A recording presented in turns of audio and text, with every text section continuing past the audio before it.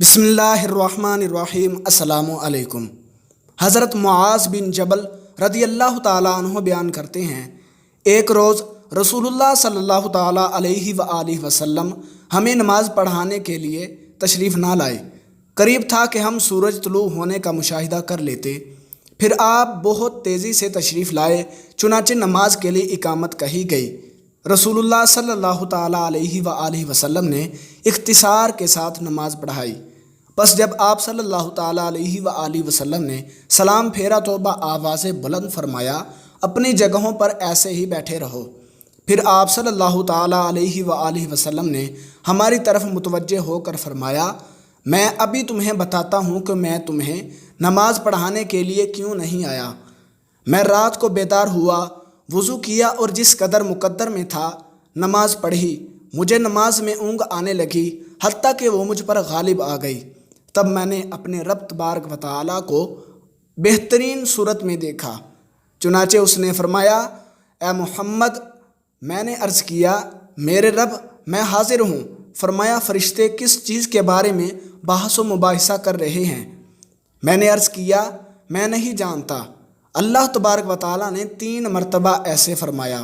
آپ صلی اللہ تعالیٰ علیہ وآلہ وسلم نے فرمایا، میں نے اسے دیکھا کہ اس نے اپنا دست قدرت میرے کندھوں کے درمیان رکھا، حتیٰ کہ میں نے اس کی انگلیوں کے پوروں کی ٹھنڈک اپنے قلب و صدر میں محسوس کی، اور میرے سامنے ہر چیز واضح ہو گئی اور میں نے پہچان لی۔ پھر رب تعالیٰ نے فرمایا، اے محمد۔ میں نے عرض کیا، میرے رب، میں حاضر ہوں۔ فرمایا، مقرب فرشتے کس چیز کے بارے میں بحث و مباحثہ کر رہے ہیں؟ میں نے عرض کیا، گناہ مٹا دینے والے اعمال کے بارے میں۔ فرمایا، وہ کیا ہیں؟ میں نے عرض کیا، باجماعت نماز پڑھنے کے لیے چل کر جانا، نماز کے بعد مساجد میں بیٹھے رہنا، ناگواری کے باوجود اچھی طرح وضو کرنا۔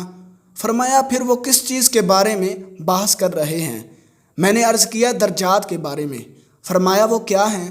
میں نے عرض کیا، کھانا کھلانا، نرمی سے بات کرنا، اور جب لوگ سو رہے ہوں تو نماز تہجد پڑھنا۔ فرمایا، کچھ مانگ لے۔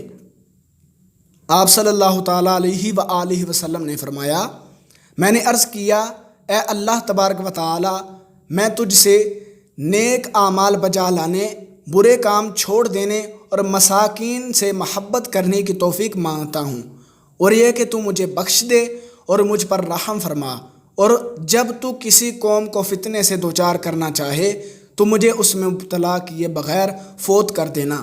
میں تجھ سے تیری محبت، تجھ سے محبت کرنے والوں کی محبت اور ایسے عمل کی محبت کا سوال کرتا ہوں جو مجھے تیری محبت کے قریب کر دے۔ پھر رسول اللہ صلی اللہ تعالیٰ علیہ وآلہ وسلم نے فرمایا، یہ خواب حق ہے، بس اسے یاد کرو اور پھر اسے دوسروں کو بتاؤ۔ تو دوستو، اللہ تبارک و تعالیٰ سے دعا ہے کہ اللہ رب العزت ہمیں ان احادیث پر عمل کرنے کی توفیق عطا فرمائے۔ ملتے ہیں کسی اگلی ویڈیو میں، تب تک کے لیے اللہ حافظ۔